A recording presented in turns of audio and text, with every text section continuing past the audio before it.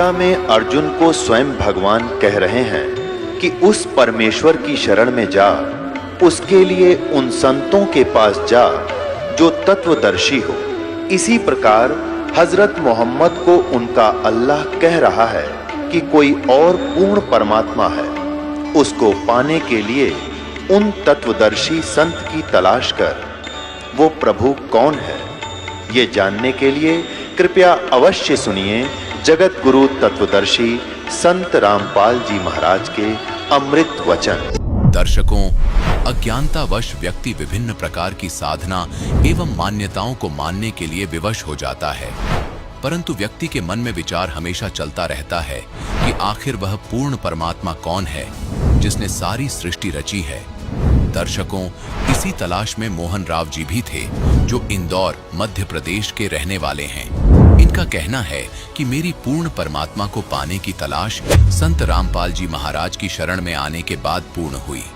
आखिर मोहन जी ऐसा क्यों कह रहे हैं? चलिए जानते हैं मोहन जी की अद्भुत कहानी उन्हीं की जुबानी। नमस्कार सर। नमस्कार जी। सर क्या नाम है आपका? मोहन राव। सर कहाँ से आए हैं आप? मैं इंदौर से आया हूँ। सर संत रामपाल जी महाराज से नाम दीक्षा आपने कब ली? मैंने 2012 में ली थी लास्ट में। सर संत रामपाल जी महाराज से नाम दीक्षा लेने से पहले क्या आप कोई भक्ति साधनाएं भी करते थे? हमारा पूरा खानदान ही दुर्गा जी का उपासक है। पीढ़ी दर पीढ़ी से यही भक्ति करते आ रहे हैं। नवरात्रि दोनों रहते थे और खूब भक्तिभाव से पूजा पाठ करते थे। और शंकर भगवान को हम लोग इष्ट देव मानते थे कि सबसे बड़े शंकर भगवान ही है और दुर्गा इनकी पत्नी है और ये दोनों ही पूरे संसार को चला रहे हैं। इसलिए हम लोग खूब पूजा पाठ करते थे इनकी। सर फिर आप संत रामपाल जी महाराज की शरण में कैसे आए? संत रामपाल जी महाराज की शरण में तो हम लोग ऐसे आए सर कि हम लोग भक्ति पूजा पाठ करते करते बहुत दुखी थे। हम इतनी भक्ति करने के बाद भी हमारे घर में दुखों का पार टूटा हुआ था। तो कभी तो हम लोग है ना दरगाह पे जाते थे कि भाई वहाँ से भी समाधान मिल जाए। कभी हम लोग गुरुद्वारा में जाते थे, वहाँ से गुरुवाणी दी थी उन्होंने, वहाँ भी गए। क्योंकि दुख इतना था कि हम दोनों जने बड़े परेशान थे बीमारियों से। मेरे को भी 8 mm की पथरी थी किडनी और गुर्दा के बीच में, और मुंह में छाले 24 घंटे रहते थे। और इतना दवाई खाने से थोड़ा रिलीफ तो मिलता था, मगर दवाई जैसे बंद होती थी वैसे ही फिर वो छाले चालू हो जाते थे और बहुत पीड़ा होती थी। और जब मंजन करता था ना सुबह उठ के और थूकता था तो खून आता था मुंह की तरफ, तो मेरे को ऐसा लगता था कि कैंसर हो गया है अंदर। तो मैं मन ही मन में बड़ा दुखी रहता था। और दिने दिन मेरी मिसेस को भी सांस की तकलीफ होगी और बच्चादानी में गठान होगी। अब हम लोग है ना उसका भी इलाज कराए और मेरा भी कराए, तो हमारी जो सैलरी थी वो तो उसी में चली जाए, हमारा घर का खर्चा भी नहीं चल रहा था। तो उसके बाद में हमने ये सोचा कि अब क्या करें, बड़े दुखी थे। तो ज्ञान गंगा पुस्तक मिली, तो मैं उस पुस्तक को पढ़ी। जैसे जैसे पढ़ता गया वैसे वैसे ज्ञान, इसमें तो 4 वेद, 6 शास्त्र, 18 पुराण, बाइबल, कुरान शरीफ सबका ज्ञान है। तो मैंने कि ये कैसे हो सकता है। फिर मैंने वेद सब खरीद लाया हूँ। तो सब वेद खरीद के लाने के बाद उससे मिलाया तो झुका तू पाया। तो फिर हमारा हो गया दिमाग खराब कि अब क्या करें। मैंने पत्नी को बोला कि भाई ये सच्चा ज्ञान तो यहाँ पे है और ये हरियाणा में है और अपनी इस स्थिति वहाँ चलने लायक है नहीं, पर यह है कि वहाँ चलेंगे तो इसमें गारंटी तो लिखी है, पर वहाँ चलने के बाद में ही अपन को पता चलेगा कि क्या सही है क्या गलत है। संत तो बहुत है पूरे संसार में है, मगर ये इसमें गारंटी ले रहे हैं। तो मिसेज से बोला कि भाई अपन टिकट करा लेते हैं। तो मिसेज कभी भी किसी में विश्वास नहीं रखती थी, ना तो देवी देवता में और ना कोई संत महाराजों में। वो भी बड़ी दुखी थी, तो उनने की चलो ठीक है। उसके परिवार वालों ने भी आना जाना छोड़ दिया था, क्योंकि ये तो जब तक पैसे मांगेंगे इलाज के लिए और कहाँ से देंगे, सब दूरी बना ली थी। तो फिर हम लोग संत रामपाल जी महाराज के आश्रम गए। वहाँ पे हमने दोनों जनों ने ये किया कि पहले यहाँ की पूरी जानकारी लेंगे और उसके बाद में अगर लगेगा तो नाम लेंगे, नहीं तो अपन चुपचाप चलेंगे। तो कि ठीक है। तो हम लोग गए जहाँ नाम दीक्षा देते हैं, वहाँ दोनों ने नाम लिए और दोनों बच्चों चारों ने, और संत रामपाल जी महाराज जी से आशीर्वाद लिए और फिर हम लोग इंदौर आ गए। सर, हमने सुना है कि जो भी श्रद्धालु संत रामपाल जी महाराज से नाम दीक्षा लेते हैं उन्हें बहुत सारे लाभ प्राप्त होते हैं। आप तो पहले से ही दुखी थे, तो क्या संत रामपाल जी महाराज से नाम दीक्षा लेने के बाद आपको भी कुछ लाभ प्राप्त हुए? 1 महीना जब वो नाम जब वहाँ से लेके आए प्रथम नाम से, हमने रात दिन उसको लगन के साथ जपा। उससे किडनी और गुर्दे के बीच में जो 8 mm की पथरी थी, तो वो दर्द कभी भी होने लग जाता था। तो मैं मच्छी की तरह तड़पता था। मैं सांप को कहीं बाहर जाना था और उनको लेके जा रहा था, और आधे घंटे पहले ही मेरे ना दर्द चालू हो गया। अब मैंने मन ही मन में संत रामपाल जी महाराज को याद किया कि मालिक, आप बोलते हैं कि पूर्ण परमात्मा कबीर साहिब जी है, तो परमात्मा स्वरूप आप ही है हमारे लिए। तो पर अगर मैं इनको लेके नहीं जाऊंगा तो इनका दौरा कैंसिल हो जाएगा, इसलिए दया करना। मैं ना गोली, अब गोली भी नहीं मिलेगी तो गोली भी मैं कहाँ से लूँगा, तो परमात्मा आप ही जाने हैं। और ऐसे नीचे उतर के गाड़ी से, और मैंने लंबा लेट के दंडोत प्रणाम किया, और 2 मिनट बाद में ही वो मेरा दर्द बिल्कुल ख़त्म हो गया। और मैं संत रामपाल जी महाराज की कृपा से उनको फिर मैं दौरे पे लेके गया, और बड़ा खुश होता जा रहा था कि देखो, यहाँ तो दवाई लेने के बाद भी दर्द कम नहीं होता था, और इधर जो नाम लिया संत रामपाल जी महाराज जी का, और इधर जो मेरा है ना, वो दर्द जैसे छूमंतर हो गया है। और मेरे ये मुंह में छाले 24 घंटे रहते थे, बिल्कुल आज 6 साल हो गए मालिक की दया से, एक भी अब छाला नहीं बचा है, और ना मैं कोई दवाई खाता हूँ। और मेरी मिसेस की जो सांस की तकलीफ थी, जो ठंड में वो पलंग से नीचे नहीं उतरती थी, आज बिल्कुल वो भी ठीक हो गई है संत रामपाल जी महाराज जी की दया से। और मेरी पत्नी को 5 किलो की गठान थी बच्चेदानी में, और वो डॉक्टरों ने बताई थी कि बच्चेदानी निकलेगी, और इसका खर्च आएगा 40,000 के समथिंग। तो उस टाइम मेरे पास पैसे नहीं थे, तो मैंने संत रामपाल जी महाराज से प्रार्थना लगाई कि मालिक, अगर ये गठान बिल्कुल जैसे बोलते हैं कि संत के आशीर्वाद से ही पिघल के निकल जाती है, तो अगर ये ठीक हो जाती है मालिक, तो मैं दरबार में आके दंडोत प्रणाम करूँगा। तो उसी दिन रात में वो धीरे धीरे उसका सारा ब्लड था जो निकलता गया। तो वो बोल रही थी कि मेरे को पेन जैसा हो रहा है, तो मैं अपन तो संत रामपाल जी महाराज के शरण में हैं, तो वहाँ पे अर्जी लगा लेंगे। तो कि ठीक है। ऐसे हम लोग 4 बार गए, 4 बार में वो अपने आप गठान है ना बिल्कुल साफ होगी। और हमें पता नहीं, अब ये बोलती है कि नहीं, मेरे को कुछ ऐसा लगता है कि अंदर कुछ ऐसा लग रहा है मेरे को। तो मैंने कोई बात नहीं है, तो मैंने कि पहले अपन लोग ऐसा करें, संत रामपाल जी महाराज के यहाँ फ़ोन लगा लेते हैं। तो हमने वहाँ फ़ोन लगाया 4 महीने बाद। तो गुरुजी ने बोला वहाँ से संत रामपाल जी महाराज ने कि आप थोड़ा सा ट्रीटमेंट करा लो। तो मैंने कि ठीक है। हम लोग डॉक्टर के पास गए, उनने बोला एक सोनोग्राफी लिख दी। हमने सोनोग्राफी करवाई तो डॉक्टर ने बोला कि कुछ हो भी सकता है और कुछ नहीं भी हो सकता है। और जब उसने जांच की तो कुछ भी नहीं निकला, थोड़ा सा चीचड़ा निकला। उसने लाके दिखा दिया कि देखो अंदर कुछ भी नहीं है, चीचड़ा है, बिल्कुल साफ है, घबराने की जरूरत नहीं है। पर ये हुआ कैसे, ये क्योंकि वो डॉक्टर खुद इसका 5 साल से इलाज कर रही थी, तो वो बोल रही थी बच्चादानी तो निकलना ही थी, पर ये हुआ कैसे। पहले तो हम लोग कुछ नहीं बोले। मैंने कि ये डॉक्टर लोग है ना, एकदम से अपन बोलेंगे तो ये डांट देंगे और ये विश्वास नहीं करते हैं।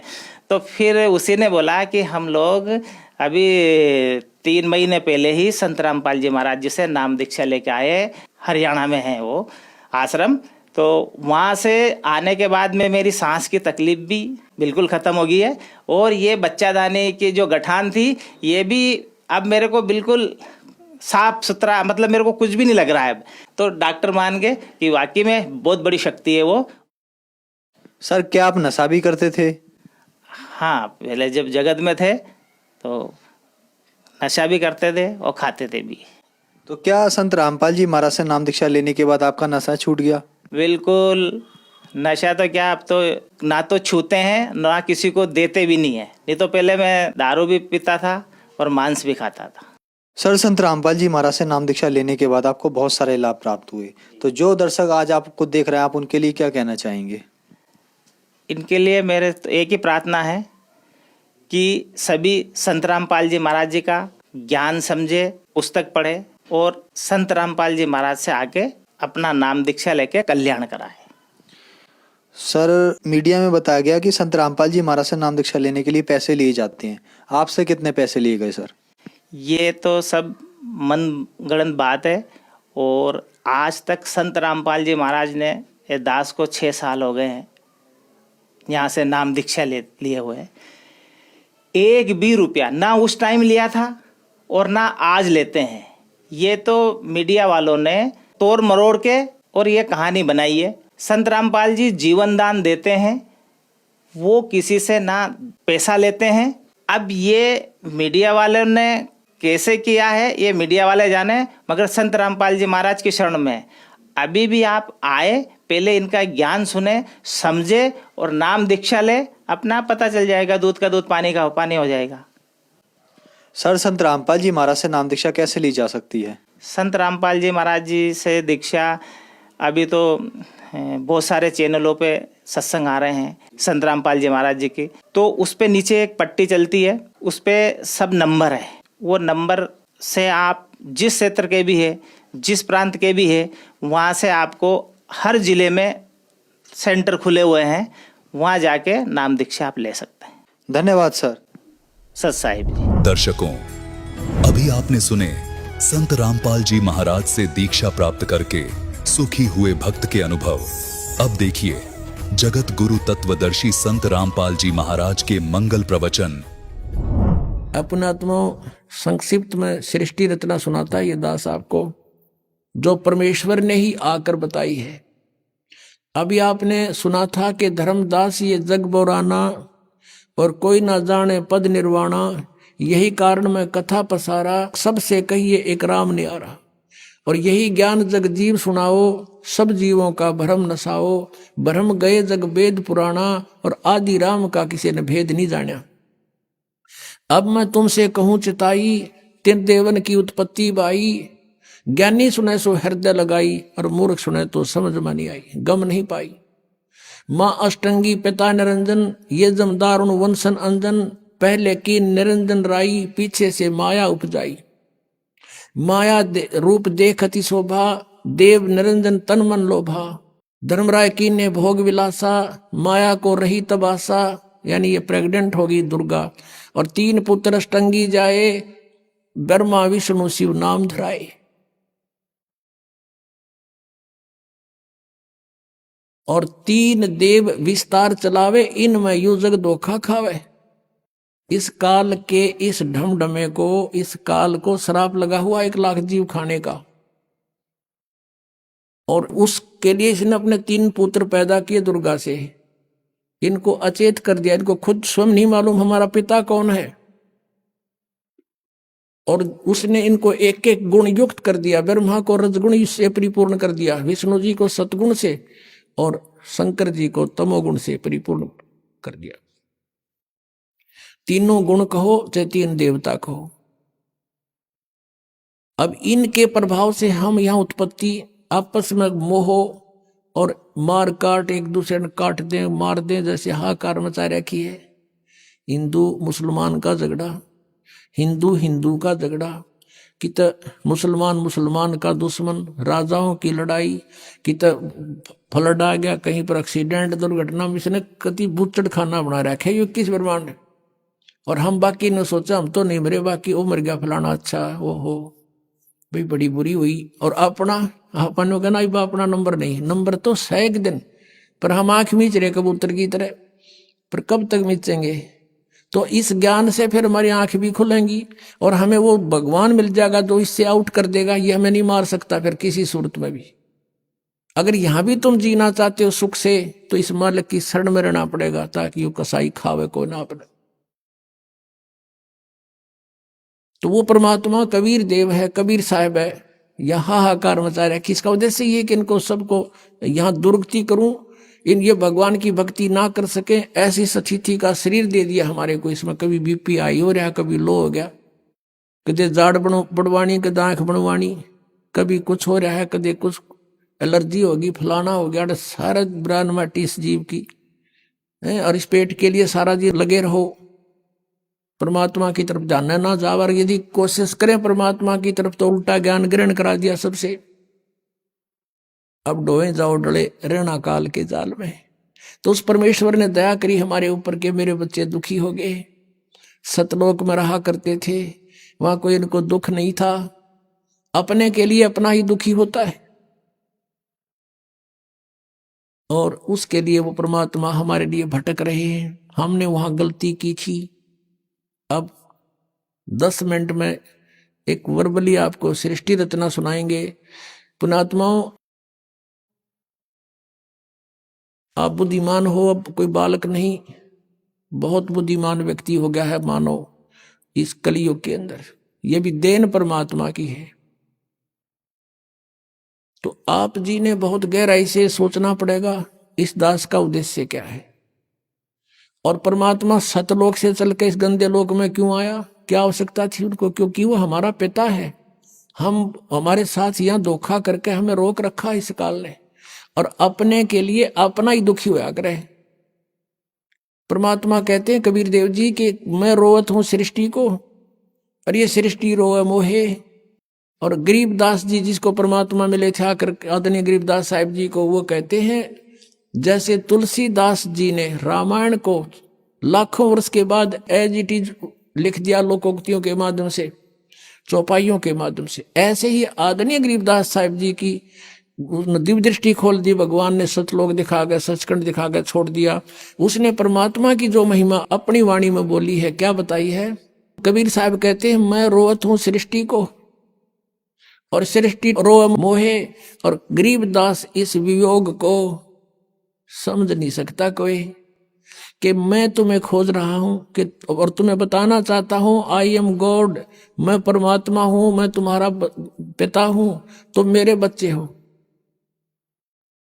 और तुम मुझे खोज रहे हो। लेकिन हमारे इस वियोग को, हमारे इस विछोड़ को कौन मिलावे, कोई नहीं समझ सकता कि तुम कहां से बिछुड़ कर आए थे। आज मैं कह रहा हूं मैं भगवान हूं, तुम भ्रमित कर दिए काल के दूतों ने। भगवान निराकार होता है, वेदों में भगवान निराकार लिखा है, भगवान साकार हो ही नहीं सकता। तुम मुझे खोज रहे हो, मैं तुम्हें ढूंढ रहा हूं, कि मैं बताना चाहता हूं कि मैं परमात्मा हूं। अब ये सृष्टि कैसे रची गई। परमात्मा समर्थ है। सबसे पहले केवल परमात्मा थे, उन्होंने अपनी वचन शक्ति से ये परमात्मा पहले अकय लोक को स्थापित करके, उसमें उत्पन्न करके, प्रकट करके अकय लोक में रहते थे। वहां केवल अकेले भगवान ही रहते हैं, वो परमेश्वर की राजधानी है, उसमें दूसरा कोई नहीं जा सकता।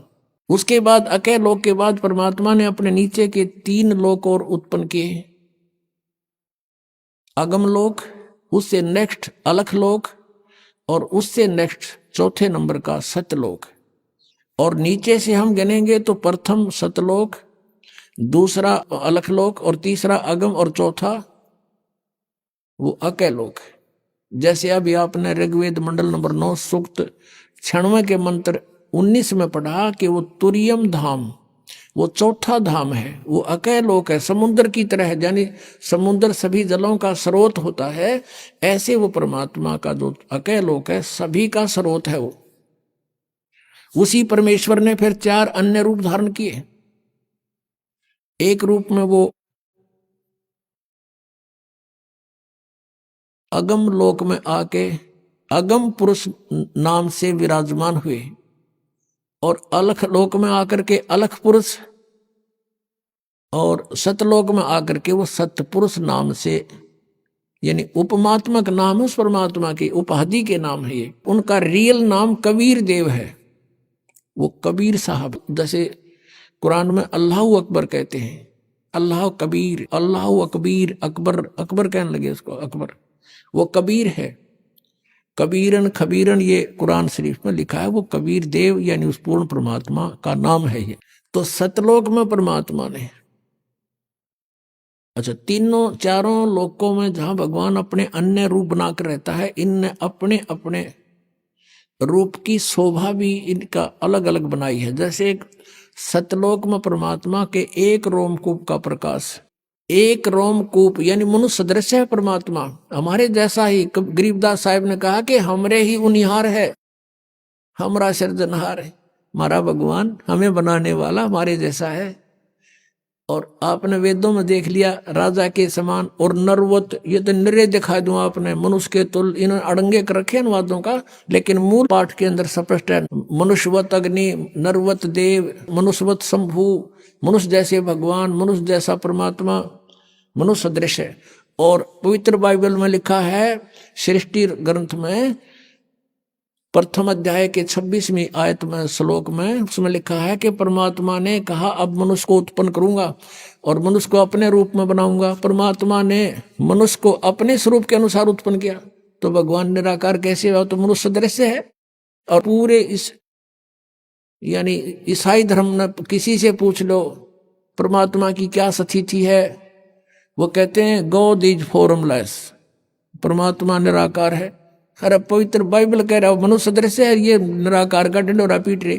तो ऐसे ही कोई भी पवित्र धर्म का जो अनुयायी है अपने पवित्र सदग्रंथों से भी वो परिचित नहीं है। जैसे हिंदू और मुसलमानों का झगड़ा किस बात पर था? मुसलमानों ने ये मान लिया कि हम जो साधना कर रहे हैं वो एक देव की कर रहे हैं, एक प्रभु की, एक अल्लाह की। और हिंदू लोग ये बेचारे दुखी हो रहे हैं, ये अन्य देवताओं की पूजा करते हैं, ये नहीं करनी चाहिए, इनका जीवन नष्ट हो रहा। इसलिए उन्होंने सोचा कि हम सही मार्ग पर लगे हुए हैं और हम उस सब पूर्ण परमात्मा की भक्ति कर रहे हैं जिससे मोक्ष संभव है। तो इनको भी कोशिश करें, जबरदस्ती भी अगर इस मार्ग पर लगा दें इनका कल्याण हो जाएगा। इसलिए वो जबरदस्ती मुसलमान बनाने लगे। उन्होंने ये सोच रखा था कि हम पूर्ण परमात्मा की भक्ति कर रहे हैं। अब उनका भी भ्रम था ये। जैसे कुरान शरीफ सूरत फुरकानी 25 नंबर है उनकी, उसमें आयत नंबर 52 से लेकर 59 तक, 52 से लेकर 59 तक स्पष्ट किया है कि कुरान शरीफ का ज्ञान दाता जैसे गीता का ज्ञान दाता ये ब्रह्म है और वही ब्रह्म कुरान शरीफ का ज्ञान दे रहा है। और अपने जैसे गीता का ज्ञान अर्जुन को दिया जा रहा है तो वहां हजरत मोहम्मद को दिया जा रहा है। तो वो कुरान शरीफ का ज्ञान दाता कहता है कि ए पैगंबर, मैं तुझे इस कुरान शरीफ की जो दलील दे रहा हूं इस पर विश्वास रखना, वो अल्लाह कबीर है और ये काफिर उसको नहीं मानेंगे, तू इनकी बातों में मत आना, इनके साथ संघर्ष करना, झगड़ा नहीं करना।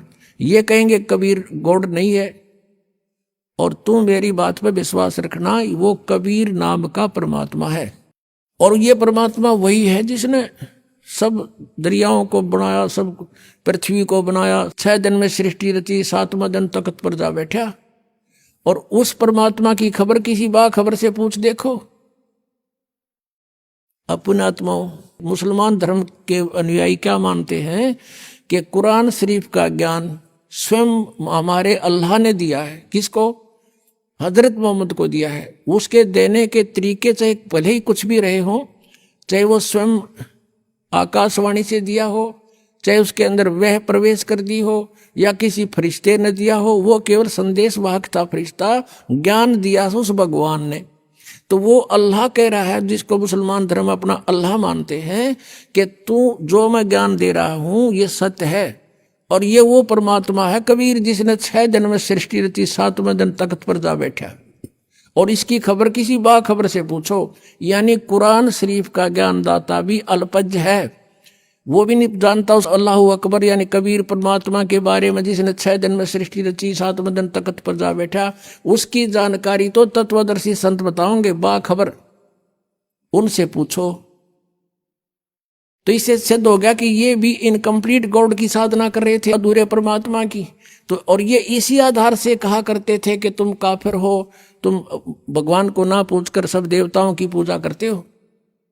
आज उनकी स्थिति भी वहीं पर खड़े हैं, ये काल की पूजा कर रहे थे। अब आपको थोड़ा कुरान शरीफ दिखाना पड़ेगा, क्योंकि ये ऐसा जटिल बना दिया इस काल ने।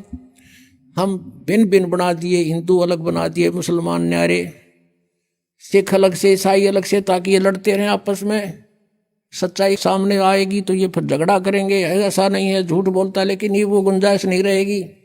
ये इंटरनेट और ये सब वेबसाइट और ये प्रोजेक्टर, ये मोबाइल, ये सब साधना पर, ये सब जो आज तकनीक दी है, ये गॉड कबीर ने दी है, यहाँ का तो भगवान भी ना बना सकता है इन ऐसे कंप्यूटरों को। आज से लाखों वर्ष इतिहास देख लो पिछला। महाभारत का आप कथा सुनते हो, एक रेडू में 6 खेतर जोड़ गए और घिस्से अंडा करते। क्या वो आदमी नहीं थे, वो नहीं बना सके थे इसको जब आवश्यकता नहीं थी। यानी एक बैलगाड़ी जिसको आज 2 बैल खींच सकते हैं, उस समय 6 टट्टू जोड़ा करते उसमें, ये खच्चर घोड़े, और उसको बड़ा वाहन मानते थे, क्योंकि वो कितना होगा जंगलों में घसीट के ले जाना पड़ता था, सड़क भी ना बनाया करते ये। तो कहने का भाव ये है कि ये टेक्निक भगवान ने दी है, और इसलिए दी है कि अब ये बच्चे मुझे पहचान लेंगे। आज कुछ ऐसे आधुनिक इंस्ट्रूमेंट बना दिए भगवान ने, जिससे भगवान की लीला को समझने में आसानी हो रही है। एक छोटी सी चिप है इतनी की, और उसके अंदर कितना मैटर आ जाता है गिनती नहीं होती।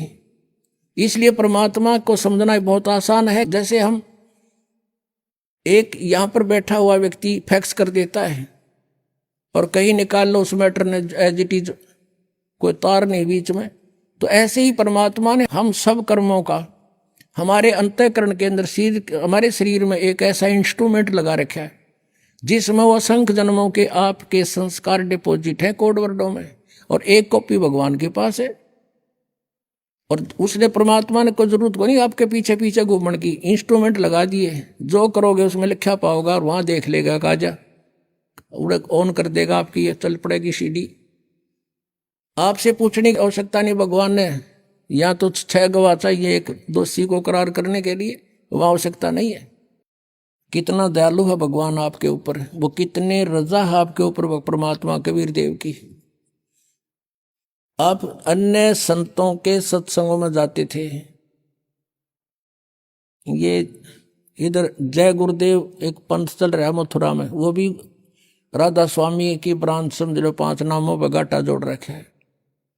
वहां से आए हुए भगत बताते हैं कि वहां कह तो ज्ञान नहीं था, और हम उनको परम संत मान के श्रद्धालु वहां बैठे रहते थे। और जहां हम वो सत्संग करते थे, अपने आप एक टेंट लगाए जाते थे, आप पे बनाओ और आप पे खाओ, कितना पढ़ो कितना सो, नहाओ धो, ना कितना व्यवस्था है, कुछ नहीं उनकी तरफ से व्यवस्था होती थी। अब जाते हैं दूसरे पंथों के पास, संतों के पास, कहते हैं अपना सारा सामान साथ ले जाओ गुदड़ा, और वहां एक पराल का पूड़ा दे दिया करें, 20 रुपये लें जमा करा दो, ये पराल बिछाओ और अपने कम्बल बिछाओ और सो जाओ। और ज्ञान क्या दो, 1 घंटे एक 45-50 मिनट एंड बैंड बोल के वो नकली गुरु अपना जा बैठे, श्रद्धालुओं ने मौज मचा दी, बड़ा अच्छा ज्ञान करा। ज्ञान का उन्हें कह का भी ना पता, ज्ञान तो ये है दास का गला सूख लेता है, इस ज्ञान का अंत नहीं आता। और आप पर कितनी मेहर कर रखी, नीचे बैठ बिछा रखा भगवान ने, इस दासों की ड्यूटी लगा रखी अपने बच्चों के लिए। तुम कितनी पुण्यात्मा हो, और दे कर काची रजाई और छका के देसी घी का माल बिठा दिए, सुनो मेरी महिमा। ये हो दयालु परमात्मा, हम खोज रहे थे, हमें ढूंढा नहीं मिल रहा था, ये यहाँ भी इतना सुख देगा तो वहां तो पता नहीं क्या कर देगा। जब दूसरे के लोक में इतना सुख दे रहा परमात्मा ने, दूध की नदी बहा की, देसी घी की बहा दी, या कोई भी दूसरी वस्तु प्रयोग नहीं होती, सब देसी घी का सब व्यवस्था बनती है। तो ये सतलोक से आता पुण्यात्मा, यहाँ का नहीं है। वो कहते हैं जब परमात्मा कबीर देव जी आए थे, उनके साथ मजाक कर दिया था, और 18 लाख व्यक्तियों को चिट्ठी लिख दी थी, कबीर जी भंडारा करेंगे। और कबीर जी झोपड़ी में रहा करते, भगवान लीला करते थे कि भगवान बचो मेरे की तरफ, फिर देखना परमात्मा के हाथ। 18 लाख व्यक्ति आगे, श्याम का आटा भी घर पे नहीं था। परमात्मा लीला, वहां तो कबीर रूप में बैठे हैं एक गरीब व्यक्ति के रूप में, और सतलोक में गए, वहां से 9 लाख बैलों के ऊपर बना बना सारा सामान सतलोक से लेके 1 सेकंड में यहाँ आगे गर्मा गर्म, और भंडारा ला दिया। 3 दिन तक 18 लाख व्यक्तियों का भंडारा छिका दिया परमात्मा ने। और चिट्ठी में लिखा था कि कबीर एक असरफी देगा सोने की, एक दोहर देगा कंबल, वो भी साथ दिए थे। यानी उनका मुंह मोड़ने के लिए जो भगवान कबीर जी को नीचा दिखाना चाहते थे। तो पुण्यात्माओं, तब कबीर जी ने कहा था, ये खाकी खंजूसपुर अनका नहीं सुमार। और दूसरा रूप केशव नाम धरका गए थे कि व्यापारी का रूप बना के गरीब दास के सो के अन्न का नहीं सुमार है। परमात्मा ने कहा ये तो खाकी खंजूस, यू तो कति कंजूस खोखापुर है, यू खाली इसमें ना कुछ भी, हम तो सतलोक से लेकर आए सारा सामान यहाँ पर। तो पुण्यात्मा आज वही है यहाँ पर। तो ये आज जो की जो व्यवस्था परमात्मा ने कर रखी, अपने पुण्यात्माओं को सुख दे रहे हैं, इनकी बुराई छुटवा रहे हैं, इनके आने वाली आपदाओं को समाप्त कर रहे हैं और इनको धनी बना रहे हैं। फिर प्रेरणा करते हैं कि बच्चों दान करो, धर्म तो 10 का नहीं 10 के तीनों लोग, खैर आए तुम्हें खैर है कीजिए आत्म पोख। तो फिर आपको पहले तो देते हैं, फिर कहते करे करावे साइया मन में लहर उठा, दादू सिर दर्जीव के आप बगल हो जा। एक व्यक्ति सब जगह दुखी हो लिया और डॉक्टरों ने बोल दिया ऑपरेशन होगा और 1 लाख रुपए लगेंगे। यह मालिक ने वैसे अपने जिसकी सच्ची श्रद्धा, सच्ची लगन, पूर्ण विश्वास हो जाता उसको तुरंत आराम दे देते हैं। वो स्वस्थ हो गया, अब वो लाखों रुपये बचे, जान की झंझट था बचूंगा कि ना बचूंगा, वो बचा। फिर प्रेरणा भी करते हैं कि कुछ पुण्य कर बेटा।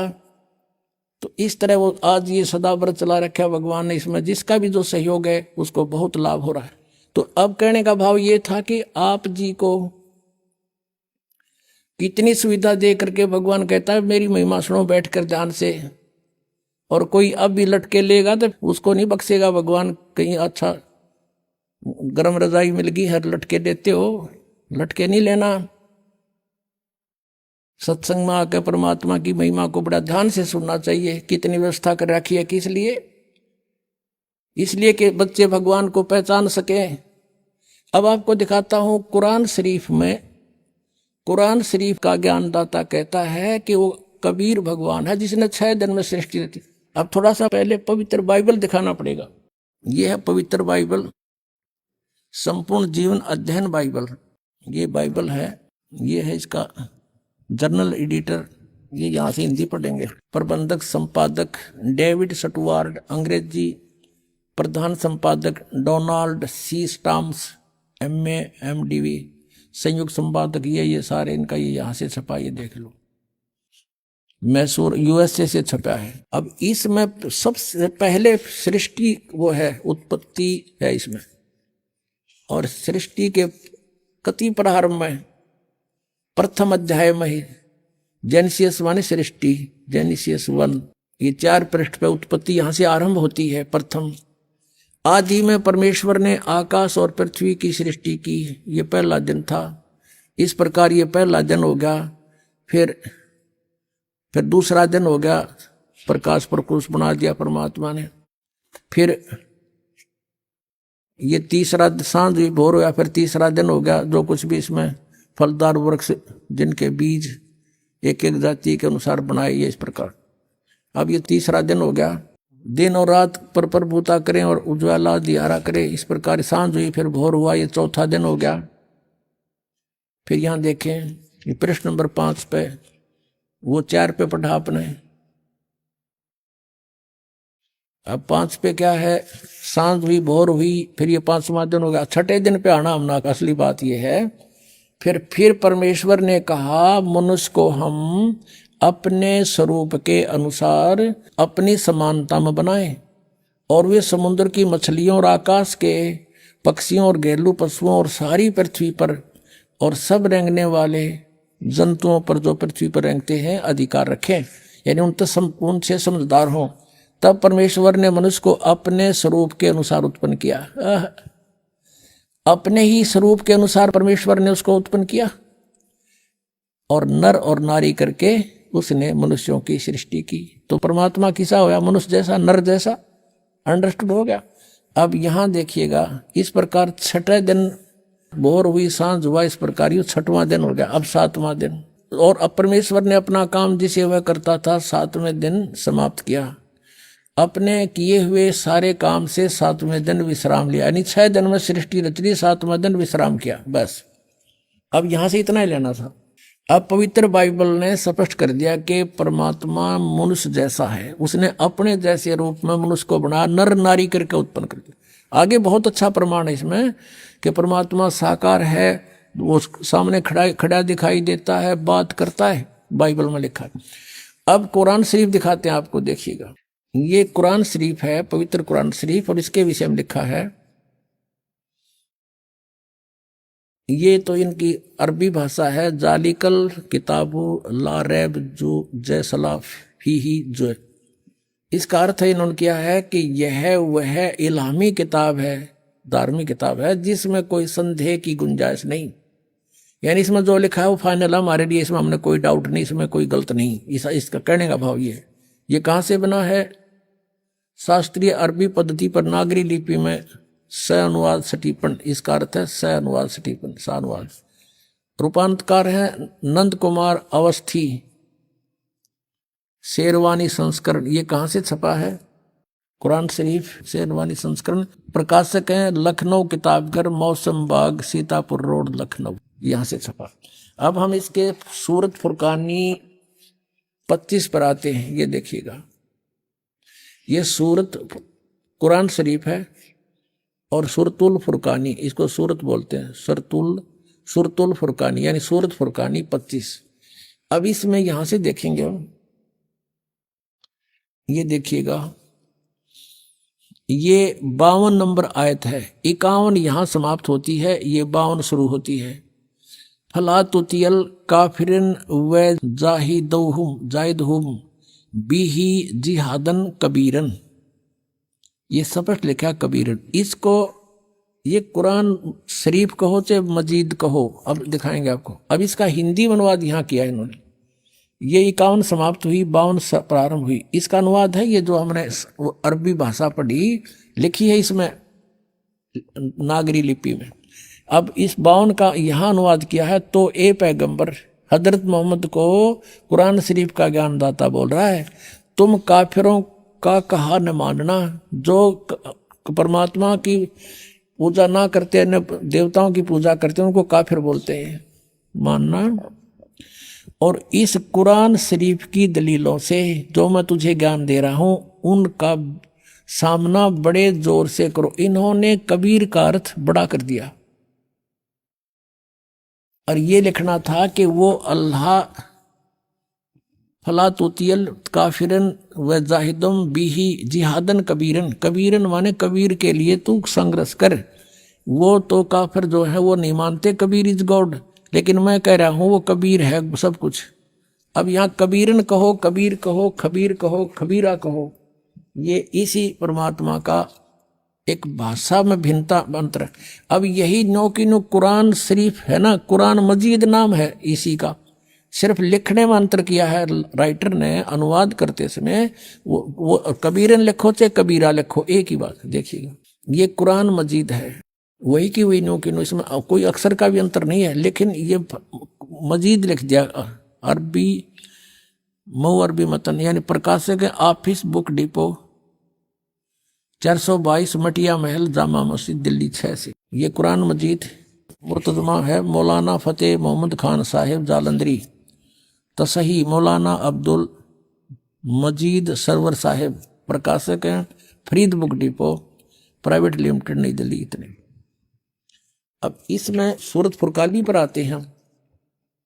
अक्षर का भी अंतर नहीं है इसके अंदर, उतना ही है। सूरत फुरकानी 25।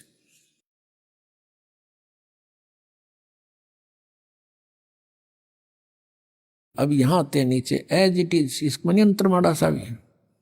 51 है, ये 52 शुरू होती है। फला तुतियल काफिरन ने व जिहादुम बिही जिहादन कबीरा, कबीरा कहो, कबीरन कहो, कबीर कहो, खबीरा कहो।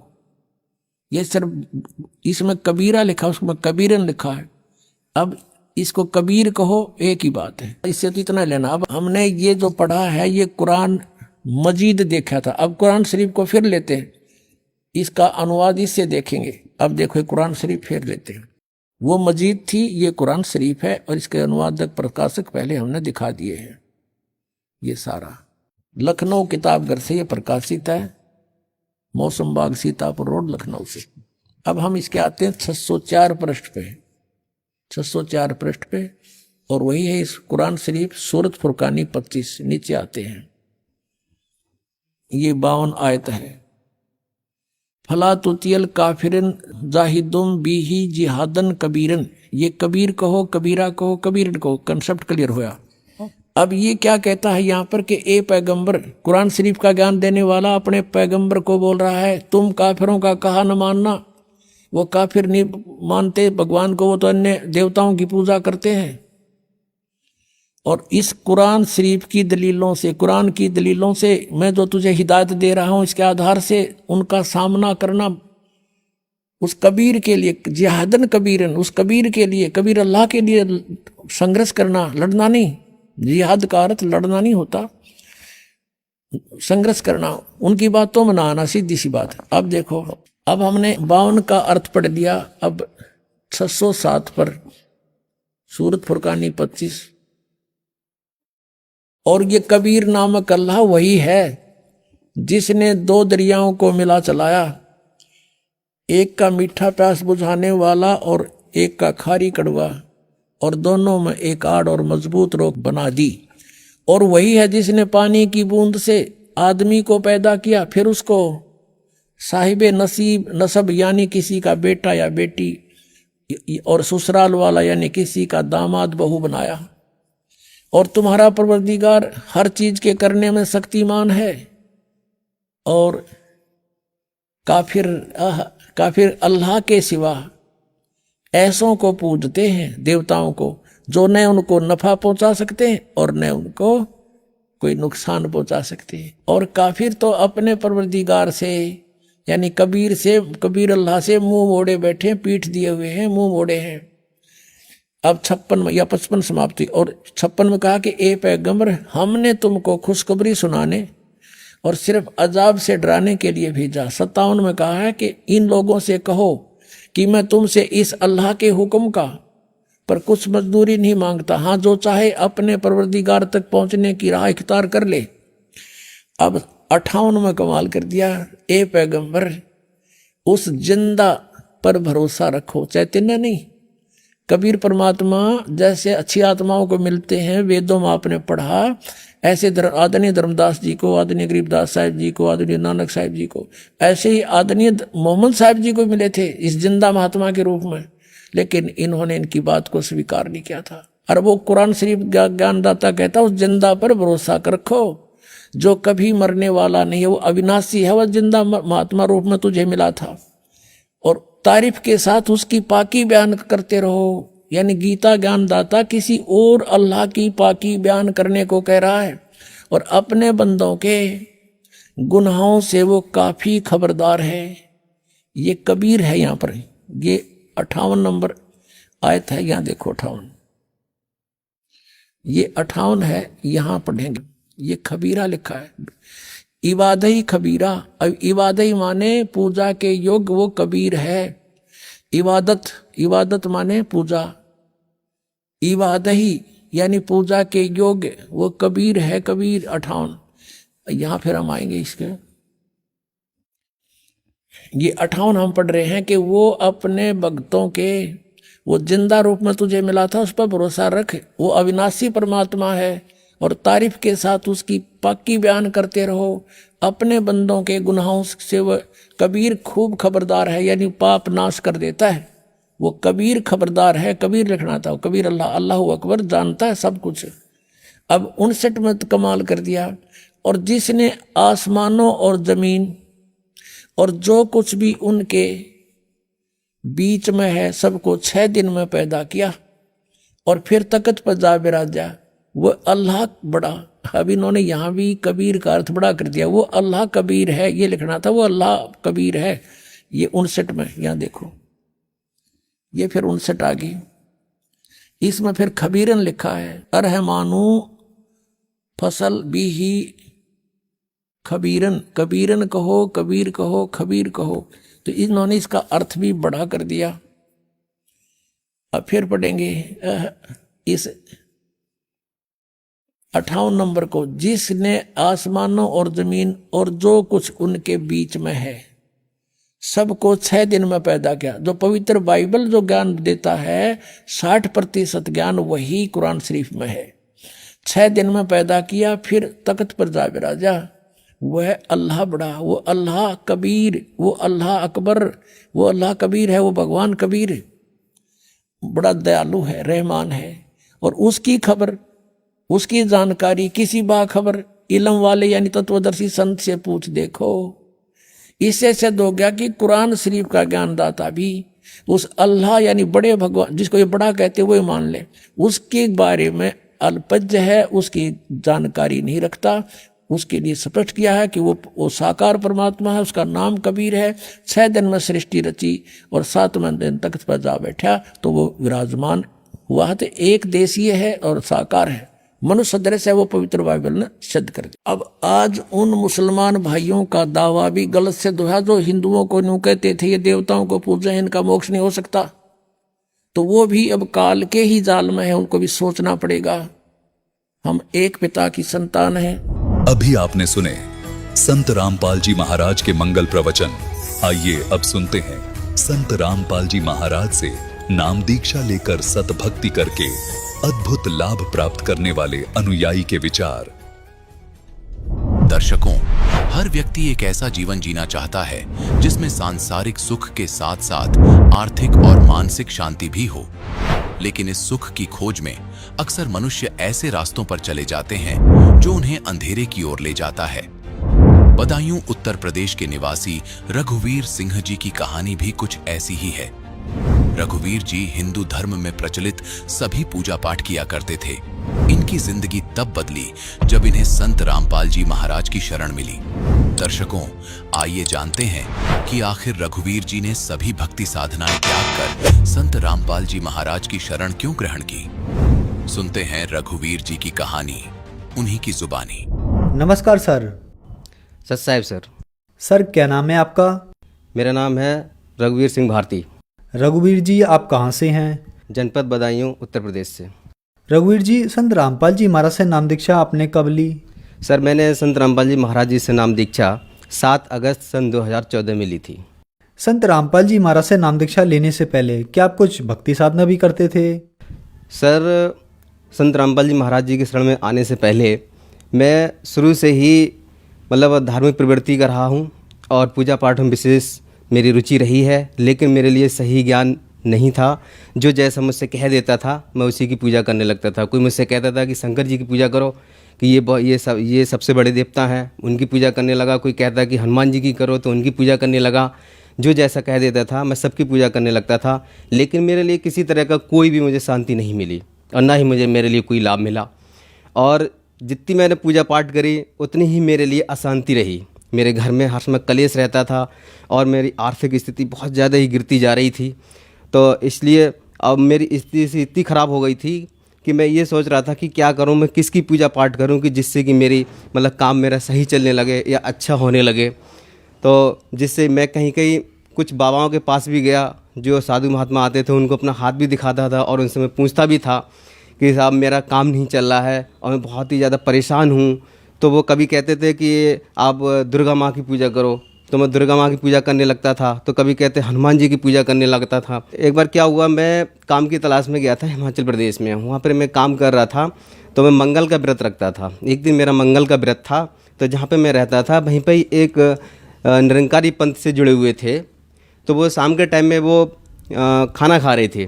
तो उन्होंने मुझसे कहा कि खाना खा लो। तो मैंने कहा नहीं, मैं आज खाना नहीं खा सकता। वो बोले क्यों, ऐसा क्या है, आज खाना क्यों नहीं खा सकते? मैं बोला कि आज मेरा मंगलवार का व्रत है।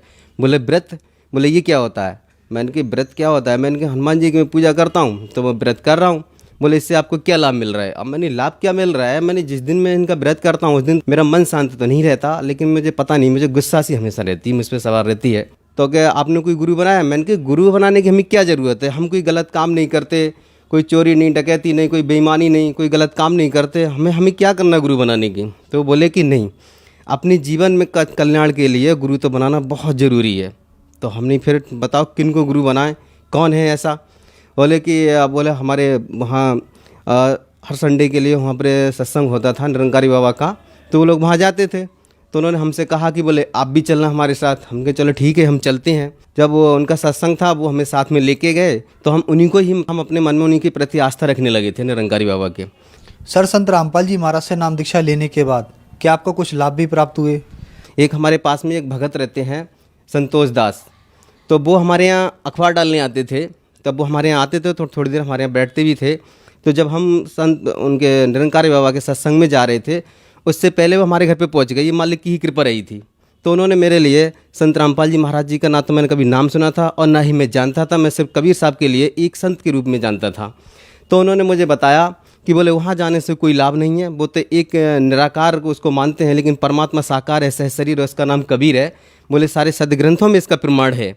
और संत रामपाल जी महाराज ही ऐसे हैं जो इस लोक में जो पूर्ण संत हैं, जो पूर्ण ब्रह्म परमात्मा की जो भक्ति बताते हैं। आप उनसे नाम दीक्षा लीजिए, तभी आपके जो भी कष्ट हैं वो आपके दूर होंगे। फिर वहाँ पे मेरा थोड़ा मन वहाँ पर बदल गया। मैं फिर वहाँ उस सत्संग में नहीं गया। फिर मैंने उनसे कहा कि ठीक है, बोले आप कब जाओगे वहाँ संत रामपाल जी महाराज जी के आश्रम में, मुझे भी लेके चलो, मैं भी नाम दीक्षा लूँगा।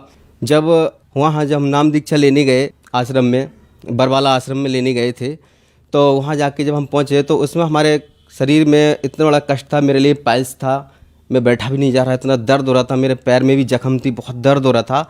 वहाँ जब पहुँचा, संत रामपाल जी महाराज जी से उपदेश लिया। सर, संत रामपाल जी महाराज से नाम दीक्षा लेने के बाद क्या आपको लाभ भी प्राप्त हुए? तो जब संत रामपाल जी महाराज जी से जब मैंने नाम उपदेश लेने के बाद जो आशीर्वाद लेने गया था, जो मेरे शरीर में जो कष्ट था, जैसे ही संत रामपाल जी महाराज जी ने मेरे सर पे हाथ रखा आशीर्वाद देने के लिए, वैसे ही मेरे शरीर में एकदम से करंट सा लगा और जितना भी मेरे रोंगटे थे वो सारे खड़े हो गए। और जो दर्द हो रहा था और मेरे पैर में दर्द था वो तो बिल्कुल ही मतलब कतई गायब हो गया, बिल्कुल ही दर्द नहीं रहा मेरे शरीर में। तो संत रामपाल जी महाराज जी के शरण में आने से पहले एक मेरे लिए बहुत बड़ा रोग था, पाइल्स जिसे बोलते हैं। तो उससे मैं बहुत ज़्यादा ही परेशान था और मैंने उसके लिए आयुर्वेदिक भी और मैंने देसी इलाज भी कराया, डॉक्टरों से कई जगह मैंने इलाज करवाया, लेकिन उसका मेरे लिए कोई लाभ नहीं मिला। और जब मैं संत रामपाल जी महाराज जी से जैसे ही मैंने जिस दिन उपदेश लिया और मुझे जैसे ही मुझे आशीर्वाद मिला, उसी दिन से ही मेरे लिए बिल्कुल ही वो रोग समाप्त हो गया। और मेरे शरीर में एक रोग और था, एलर्जी। उसको तो जैसे मतलब मैंने 20,000 रुपये मैंने उसमें लगा दिया। एलर्जी का रोग मैंने हर डॉक्टर को जो जहाँ जैसा बताता था, मेरे शरीर में खुजली हमेशा मचती रहती थी, बहुत परेशान था मैं। वो भी संत रामपाल जी महाराज जी से जैसे मैंने उपदेश लिया, वो भी आज रोग से मैं बिल्कुल ही ठीक हूँ मैं। और संत रामपाल जी महाराज जी के शरण में आने से मेरे लिए आर्थिक स्थिति, जो मेरा कर्जा था वो सारा निकल गया और आज मेरी स्थिति बिल्कुल ही सही है, सब कुछ ठीक है। और मेरा एक बेटा था, उसके लिए 3 साल का, अब तो इस समय 3 साल का है, उसमें उसके लिए जो मानसिक दौड़े उसको पड़ते थे, वो उसकी सांस रुक जाती थी, उसके शरीर में मतलब सांस नहीं रहती थी। तो उसके लिए मैंने कई जगह उस पर रुपया लगा दिया और मैंने उसका इलाज भी कराया, उसका कोई फ़ायदा नहीं मिला। और जिस दिन एक दिन मेरे सामने ही मेरी ससुराल में उसके लिए दौड़ा पड़ा, तो मैंने कहा कि मैं संत रामपाल जी महाराज जी से प्रार्थना लगाऊंगा। तो हमारी जो पत्नी जो थी वो इस बात पे चढ़ गई, क्योंकि वो उपदेशी थी नहीं, वो विरोध करती थी। मैंने कहा कोई बात नहीं है, मैं उसी से वहाँ से चला आया और आने के बाद तुरंत मैंने संत रामपाल जी महाराज जी से मैंने प्रार्थना लगाई। और प्रार्थना लगाने के बाद सिर्फ डॉक्टर के पास फिर एक ही बार लेके गए, संत रामपाल जी महाराज जी की कृपा से। उस दिन से उसके लिए उस डॉक्टर के पास लेके नहीं गए हैं, उसी दिन से बिल्कुल ही सही है। एक बार ऐसा हुआ कि मेरी बेटी थी करीब 6 साल की, तो वो अपनी नानी के घर पे थी और वो रोड जब पार कर रही थी, बच्ची थी, खेल रही थी, उसका एक्सीडेंट हो गया। जब उसका एक्सीडेंट हुआ, जैसे ही मैं घर पे रेमेडी कर रहा था, मैं दोपहर की रेमेडी करने के बाद जैसे ही रेमेडी समाप्त हुई, तैसे ही मेरा फ़ोन आया कि बेटे का एक्सीडेंट हो गया। मैंने कहा हे मालिक, ये क्या हुआ? परमात्मा आप ही जानो, आप ही की वो आत्मा है प्रभु। हम वहाँ पहुँचे, इस पर कृपा करो मालिक, ना तो बदनामी प्रभु आपकी ही होगी प्रभु, आप ही जानो। जब उसका पूरा शरीर का जब चेकअप कराया, तो संत रामपाल जी महाराज जी की कृपा से उसके अंदरूनी कोई भी खरोंच नहीं थी, जरा से ऊपर चोट आई थी। एक दिन एक लाभ ये हुआ, हमारी जो पत्नी जो थी वो जुड़ी तो थी नहीं, और जो छत के ऊपर जो जीना था, जीने के ऊपर 2 टैंक रखे हुए थे, टैंक पे जो ढक्कन के ऊपर जो सीमेंट वाली ईंटें रखी थी, अब वो नीचे पानी भर रही थी, बंदर उस पर चढ़ा, अब ऊपर से ईंटें जो गिरी वो बिल्कुल हमारी जो पत्नी जो थी उनके सर पर आकर के गिर रही थी। ये भी संत रामपाल जी महाराज जी की कृपा से वो बची थी। अभी कुछ दिन पहले मेरे लिए एक हार्ट अटैक हुआ था अभी, तो मेरे लिए ऐसा लग रहा था कि अब शायद मेरी अब ज़िंदगी अब है ही नहीं यहाँ से, अब मेरे तो प्राण निकल ही जाएंगे, मुझे तो ऐसा लग रहा था। मैंने संत रामपाल जी महाराज जी को मैंने प्रणाम किया, मैंने प्रसाद लिया और मैंने फिर अमृत जल लेके मैंने परमात्मा के लिए मैंने अपने दृढ़ संकल्प किया और मैंने प्रार्थना लगाई कि प्रभु आप ही जानो परमात्मा, अब जैसा भी है आप कृपा करो प्रभु, मैं तो बहुत ज़्यादा ही परेशान हूँ। तो परमात्मा ने मेरे ऊपर ऐसी कृपा करी, बंदी छोड़ सतगुरु रामपाल जी महाराज जी ने, कि उस दिन मैं पूरी रात आराम से सोता रहा और सवेरे के लिए मैंने सोचा कि मैं जाके मैं कहीं जांच करा लूँ। मैं डॉक्टर के यहाँ गया तो डॉक्टर ने मेरी ईसीजी करी और ईसीजी बिल्कुल ही नॉर्मल आई और मेरे हार्ट का मतलब एक्सरा भी किया, एक्सरा बिल्कुल ही मतलब सही आया। तो मैंने डॉक्टर से पूछा, मैंने डॉक्टर साहब बताइए क्या है, मुझे बताओ क्या दिक्कत है। तो डॉक्टर साहब बोले देख तुझे कोई बीमारी तो है ही नहीं और ना ही तुझे कोई रोग है और ना ही तुझे कोई दिक्कत है, मैं तुझे दवाई दूँ तो दूँ किस बात की। तो मैंने कहा फिर मेरी ये दर्द क्यों हो रहा। बोले मैं दर्द की दवा दिए दे रहा हूँ। तो ये संत रामपाल जी महाराज जी की ही कृपा थी उस दिन जो मेरी ज़िंदगी बचा दी। और संत रामपाल जी महाराज जी की कृपा से मेरे लिए आज बहुत ही लाभ मिल रहे हैं, मेरी आर्थिक स्थिति भी सही है। सर क्या काम करते हैं आप? मैं पहले तो प्राइवेट टीचर था, मैं स्कूल में पढ़ाता था। संत रामपाल जी महाराज जी से नाम उपदेश लेने के बाद में एक कंपनी थी जो अपने घरों में लगते हैं RO, उस कंपनी में मैंने वैकेंसी निकली, उसमें मैंने अप्लाई किया। तो संत रामपाल जी महाराज जी की कृपा से मेरा उसमें सिलेक्शन हो गया। सिलेक्शन होने के बाद आज मालिक ने मेरे आज वो ठाट कर रखे हैं कि मेरे लिए आज किसी के सामने हाथ फैलाने की ज़रूरत नहीं होती। पहले मेरी ये कंडीशन थी कि मेरे लिए चीज़ भी उधार नहीं मिलती थी, क्योंकि वो सोचते थे कि अगर इनको उधार दे देंगे तो ये पैसे नहीं दे पाएंगे। तो मेरे लिए पैसे ना तो उधार मिलते थे ना कोई चीज़ उधार मिलती थी। लेकिन आज बंदी छोड़ सतगुरु रामपाल जी महाराज जी की कृपा से मेरे लिए किसी के सामने हाथ फैलाने की ज़रूरत नहीं पड़ती। और आज परमात्मा की कृपा से सब कुछ मेरा सब कुछ सही सलामत सब ठीक चल रहा है। और मेरे घर वाले भी विरोध नहीं कर रहे हैं। पहले घर में हमारी जो पत्नी थी वो भी हर समय लड़ती रहती थी, आगे तुम कुछ करते नहीं, खर्चा कहाँ से होगा, क्या कर रहे हैं क्या नहीं कर रहे, वो भी हमेशा लड़ती रहती थी। अब वो भी नहीं लड़ती हैं और उन पर भी मालिक ने दया कर रखी थी, उन्होंने भी उपदेश ले रखा है। रघुवीर जी, आप एक पढ़े लिखे व्यक्ति हैं और संत रामपाल जी महाराज के बारे में कहा जाता है कि संत रामपाल जी महाराज देवी देवताओं की भक्ति छुड़वाते हैं। क्या ये बात सही है? संत रामपाल जी महाराज से नाम दीक्षा लेनी होगी तो देवी देवताओं की भक्ति छोड़नी होगी? ये लोग जो कहते हैं कि संत रामपाल जी महाराज देवी देवताओं की भक्ति छुड़वाते हैं, या तो वो उनको ज्ञान नहीं है इस चीज़ का, और ज्ञान होने के बावजूद अगर वो कहते हैं तो इस बात को वो गलत कहते हैं। संत रामपाल जी महाराज तो किसी भी देवी देवता की भक्ति कभी नहीं छुड़वाते। वो तो सिर्फ हर देवी देवता की हमारे लिए शास्त्र अनुकूल साधना बताते हैं कि सारे देवी देवताओं की पूजा पाठ कैसी क्या है, उनकी साधना क्या है, उसे शास्त्रों के अनुकूल ही बताते हैं। आज हमारा समाज सारा पढ़ा हुआ, सभी समाज पढ़े लिखे हैं। अगर जो ये कहते हैं कि संत रामपाल जी महाराज के देवी देवताओं की भक्ति छुड़वाते हैं तो वो अपने शास्त्रों के लिए खोल के देख सकते हैं। हमारे 4 वेद 6 7 18 पुराण, गीता, कुरान, बाइबल, गुरु ग्रंथ साहब, इन सभी को खोल के देख सकते हैं। पहले उनका ज्ञान देखिए तो सही, क्या उनका ज्ञान सदग्रंथों से मिलता है या नहीं मिलता है। कि सच्चा संत जो होता है ना, सच्चे संत की वही पहचान होती है जो प्रमाण सहित ज्ञान देता है। हमारे संत रामपाल जी महाराज जी का ज्ञान जो है प्रमाणित है। और जितने भी धर्मगुरु हैं किसी का भी ज्ञान सदग्रंथों से नहीं मिलता, वो सिर्फ लोग वेद सुनाते रहते हैं। हमारे संत रामपाल जी महाराज जी का एक एक शब्द हमारे सदग्रंथों से प्रमाणित है। हमारे संत रामपाल जी महाराज किसी भी देवी देवता की भक्ति नहीं छुड़वाते, बल्कि उनके लिए शास्त्र अनुकूल साधना बताते हैं। रघुवीर जी, जो श्रद्धालु आज आपको देख रहे हैं, आप उन्हें क्या कहना चाहेंगे? संत रामपाल जी महाराज, ये पूरे 21 ब्रह्मांड में एक ही संत ऐसा है जो हमारे लिए शास्त्र अनुकूल साधना बताता है। और यही एक ऐसी साधना है, इस साधना करने से ही हमारा जो जन्म और मरण का जो रोग है वो इसी से ही कटेगा। बाकी किसी भी साधना से, किसी भी भक्ति से नहीं कटेगा। सिर्फ सद्भक्ति ही ऐसी है जिससे हमारा जन्म और मरण का रोग कटेगा। मैं सभी से मेरी हाथ जोड़ के प्रार्थना है कि सभी संत रामपाल जी महाराज जी का ज्ञान समझो और उनसे नाम दीक्षा लो। नाम दीक्षा लेके सद्भक्ति करके और अपने यहाँ से जन्म मरण का रोग से छुटकारा पाके सतलोक चलो, जहाँ हम सतलोक में पहले रहते थे।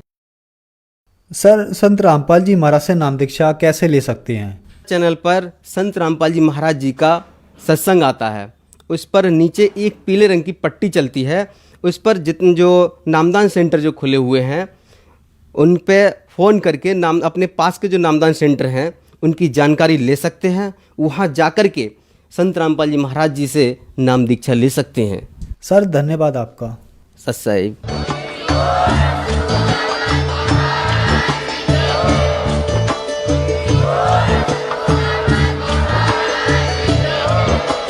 आप सुन रहे थे जगत गुरु तत्वदर्शी संत रामपाल जी महाराज जी के मंगल प्रवचन। अधिक जानकारी के लिए विजिट कीजिए हमारी वेबसाइट www.jagatgururampalji.org। संत रामपाल जी महाराज जी के शुभ आशीर्वाद से पूरे विश्व भर में 500 से भी ज्यादा नाम दीक्षा केंद्र हैं, जिन पर संत रामपाल जी महाराज जी द्वारा ऑनलाइन निःशुल्क नाम दीक्षा दी जा रही है। अपने नजदीकी नाम दीक्षा केंद्र का पता करने के लिए संपर्क करें 8222 880541।